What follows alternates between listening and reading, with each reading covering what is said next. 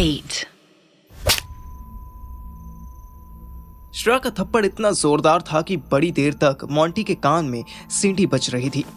Monty slowly blanket से बाहर निकला और धीरे से बोला, आई एम सॉरी ट्रूली, मेरा इंटेंशन वाज नॉट रॉन्ग। मैं तुझे जबरदस्ती किसी नहीं करने वाला था। Shut up. Explanation is not required. आप जा सकते हैं। सॉरी, रियली मैं फर्स्ट टाइम किया। क्या फर्स्ट टाइम किया?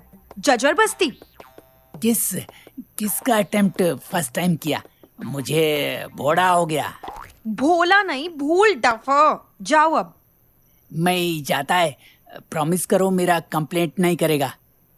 नहीं करूंगी। Thank you so much, you are an angel. Promise नहीं करूंगी। अरे मैं प्लीज कहता हूँ, कृपया करता हूँ, कंप्लेंट नहीं करना। क्या करते हो? कृपया, please in Hindi, my father tongue. Oh God, fuck your father tongue. फिर तो मेरा में क्या बुराई है जी? Shut up. कृपया नहीं, इट्स कृपया। कृपया। ओह सारी, वही जो तू बोला, मैं वही करता हूँ। मिसेस डोना से मेरा कंप्लेंट मत करना। I never touched a girl before. हाँ, वो तो दिख रहा है। एक नंबर के फ्रॉड हो तुम। इतनी टाइम से लंदन में हो, यहाँ तो सब ओपन है, फिर किसी गर्ल को टच क्यों नहीं किया? लॉन्ग एंड मल्टीपल स्टोरी, कभी और बताएगा। क्यों? अभी कहीं जल्दी में हो? किसी और लड़की को जबरदस्ती किस करना है? Oh no, never. 1 मिनट, मैं जबरदस्ती बोला था, तुम जबरदस्ती बोला। Which one is right? पहले अपनी लॉन्ग एंड मल्टीपल स्टोरी सुनाओ, फिर बताऊंगी। मोंटी मोबाइल निकालकर उसमें सही स्पेलिंग नोट करने वाला था, पर श्रेया के कहते ही वो उसने मोबाइल साइड रख दिया और एक चेयर खींचकर बेड के पास ले आया। वो क्या हुआ, मैं अपना आंट के पास रहता था, बासंती, वेरी ब्यूटीफुल लेडी। अपनी आंटी पे लाइन मारते थे, bloody pervert. No, not her, she is beautiful. उनका साथ रहता था तो एक टाइम उनको बोला कि आई लाइक माई नेबर वाला girl. She was pure British girl. Aunty बोला कि जाके डायरेक्ट बोलो, पर ब्रिटिश गर्ल माई को रिजेक्ट कर दिया। बोला I don't like brown guys.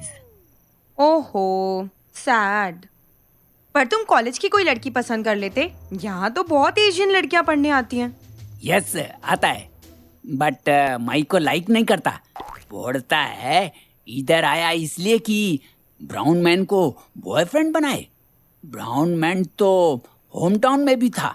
Wow, Monty बाबू के साथ रेसिज्म हो रहा है। बहुत चौधा, वेरी मच। इट्स बहुत ज्यादा। ये भी नोट कर ले। बार बार सी वर्ड बोलने का बहाना नहीं मिलेगा तुझे। मोंटी ने सच में नोट कर लिया। Don't worry weirdo, I will teach you some tricks. फिर देखना कैसे लड़कियां तेरे आगे पीछे घूमेंगी। तू भी घूमेगा आगा पीछा? बेटा, उसके लिए तुम्हें मुझसे भी बड़े एक्सपर्ट से ट्रेनिंग लेनी पड़ेगी। तुम्हारा से बड़ा ट्रेनर कौन जी? है एक, दिल्ली में रहता है। श्रेया के सामने अथर्व का चेहरा घूम गया। वो कॉलेज टाइम में उस पर जितना शक करती थी, अब उतना ही प्राउड करने लगी। अथर्व की पर्सनालिटी ऐसी थी कि वो चाहे कैसे भी किसी भी लड़की को पटा सकता था, तभी तो उसको जिगलो वर्क इतना इजीली मिल गया था। श्रेया ने एक ठंडी सांस ली।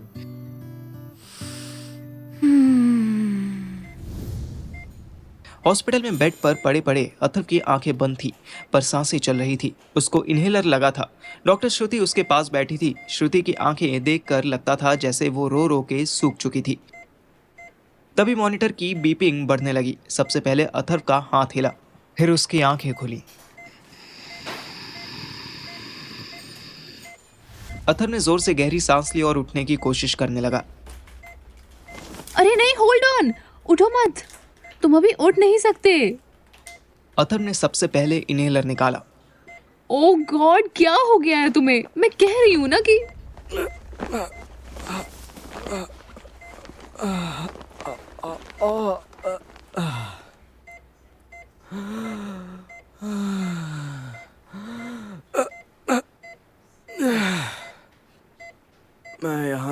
सकता।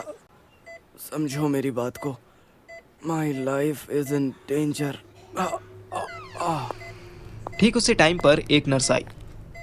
डॉक्टर श्रुति मैम, मैम कोई आया है। कोई भी आया हो, तुम इतनी परेशान क्यों हो? क्या हुआ? मैम को इन सर को पूछता हुआ आ रहा है मैम। ओह नो, रिसेप्शन वाले ने बता दिया क्या? नो सर, उनको तो पता भी नहीं। आप इमरजेंसी में आए थे ना, आपका तो फॉर्म अभी श्रुति मैम के पास ही रखा है। मुझे कुछ समझ नहीं आ रहा। अथर्व, ये क्या हो रहा है? तुमने मेरे हाथ से बुलेट निकाली थी ना, हाँ तो वो दूसरी बुलेट डालने आ रहा है। ओह गॉड, तुम लेट जाओ, मैं देखती हूँ। कुछ नहीं देख पाओगी तुम। अभी रिसेंटली जीटीबी हॉस्पिटल में एक लड़के को गोली मारकर चले गए थे। मुझे यहाँ से निकलने दो प्लीज। श्रुति सोच में पड़ गई। उसको तो लग रहा था कि अथर्व को ठीक होने में कम से कम 2 हफ्ता लगने वाला था। अथर्व को वो गोली की आवाज याद आ रही थी। इधर मैं और सुहानी फिर एक इंटरव्यू के लिए घर से निकल ही रहे थे कि गाड़ी का टायर पंचर हो गया। ओह हेल यार, अब क्या करें? टायर बदल देते हैं।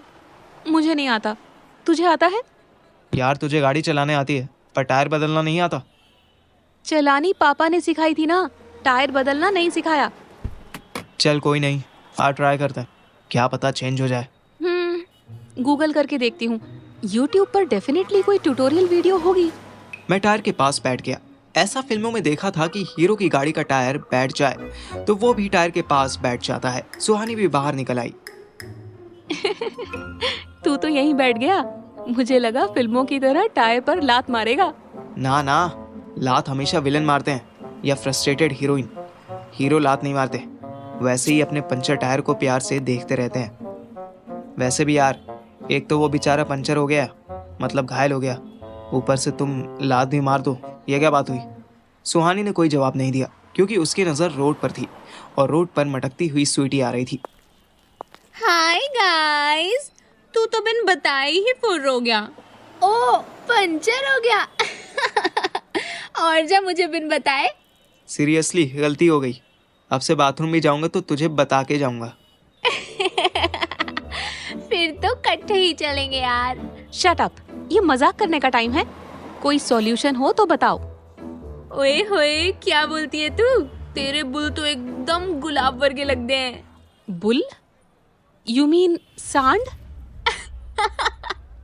सांड नहीं कमली, होंठ, लिप्स।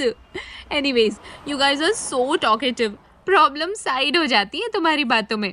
चलो, यहीं पास में एक मैकेनिक है, उसके पास ले चलते हैं। ले चलते हैं? कैसे ले चलते हैं? मैं धक्का नहीं मार सकती। ओहो बुद्धू, इसका टायर बैठा है, इंजन नहीं बैठ गया। स्टार्ट करके ले चलो ना हौली हौली। स्वीटी की बात में लॉजिक था। हम स्लोली मैकेनिक के पास पहुंचे। वैसे फास्ट तो ये गाड़ी चलाती भी नहीं थी। मेरे कंजूस बाप की तरफ से ये गिफ्ट मिला था मुझे। सुहानी और स्वीटी किसी फालतू की बहस में लगी हुई थी। मैं नज़र बचा के अथर्व को कॉल करने लगा।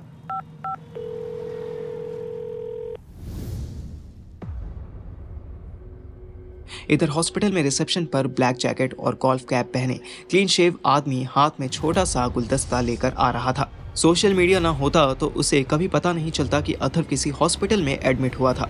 पर जब अथर्व खुद बाइक चलाता हुआ हॉस्पिटल के अंदर आया और बाइक गिर गई तो बहुत से लोगों ने वीडियो बनाकर इंस्टाग्राम और फेसबुक पर अपलोड कर दी। उन्हीं वीडियो के बेसिस पर न्यूज़ चैनल वालों ने भी ब्रेव किड ऑफ दिल्ली का टाइटल देखकर न्यूज़ देनी शुरू कर दी। उसी को देख क्लीन शेव वाले को ऑर्डर मिला कि इस लड़के को साफ करना ज़रूरी था। क्लीन शेव ने इंस्टाग्राम से ही अथर्व की कुछ फोटोज डाउनलोड कर ली। अब वही फोटोज हॉस्पिटल स्टाफ को दिखाकर वो धीरे धीरे अथर्व के रूम की तरफ बढ़ रहा था। सुनो श्रुति, मैं जब आया था तब मेरे पास 2 गैजेट्स थे। वो कहाँ है जानती हो तुम? हाँ, वो तो मैंने अपने ऑफिस में रखवा दिए थे। गुड, वो दोनों मेरे पास ले आओ। जाओ। लिसन अथर्व, तुम्हारी हालत बहुत डाउन है। मैं तुम्हें छोड़कर कहीं नहीं जाने वाली। प्लीज आर्ग्यू मत करो। I am already in pain. Please try to understand. अरे लेकिन अथर्व ने हाथ जोड़ने की कोशिश की पर उसका दूसरा हाथ ऊपर उठा ही नहीं। फाइन, लाती हूँ। श्रुति फुर्ती से अथर्व के रूम के बाहर निकली और तेजी से अपने ऑफिस गई। श्रुति ने एक नर्स से अथर्व का सामान रखने के लिए कहा था। अब उसने कहाँ रखा था ये पता लगाना भी टास्क था। गॉड नोज क्या हो रहा है यहाँ, कुछ समझ नहीं आ रहा। कहाँ रख दिया इसने? श्रुति को टेबल के नीचे एक ब्लैक पैकेट मिला। उस पर इमरजेंसी पेशेंट का स्टिकर लगा था। उसने अंदर झांका तो एक टेलीफोन और हेडफोन्स दिखाई दिए। जितना शेरलॉक होम्स अथर्व बन रहा है उस हिसाब से यही गैजेट होंगे इसके। श्रुति डोर लॉक करके वापस निकली ही थी कि उसके सामने एक आदमी हाथ में फ्लावर्स लिए अथर्व के रूम की तरफ जाता दिखा। इसकी ब्लैक जैकेट, सर पर गोल्फ कैप और आंखों में काला चश्मा इस बात के विटनेस थे कि ये कोई शरीफ आदमी तो नहीं था।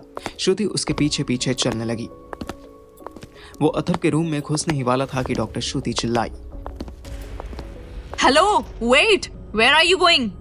ये हॉस्पिटल है मिस्टर, गार्डन नहीं है। क्लीन शेव वाले ने श्रुति को कोई भाव नहीं दिया। वो सीधा रूम में घुस गया। फ्लावर्स के अंदर छुपी गन अब उसके हाथ में आ चुकी थी। उसके टर्न होते वक्त श्रुति ने गन देख ली। उसकी आंखें बंद हो गई। श्रुति उसे रोकने के लिए भागी, पर इससे पहले कि वो रूम में घुसती और क्लीन शेव वाले को रोकती, उसे 2 गोलियां चलने की आवाज आई। श्रुति की सांस अब अटक गई। तभी उसे अथर्व के मोबाइल की रिंगटोन सुनाई दी।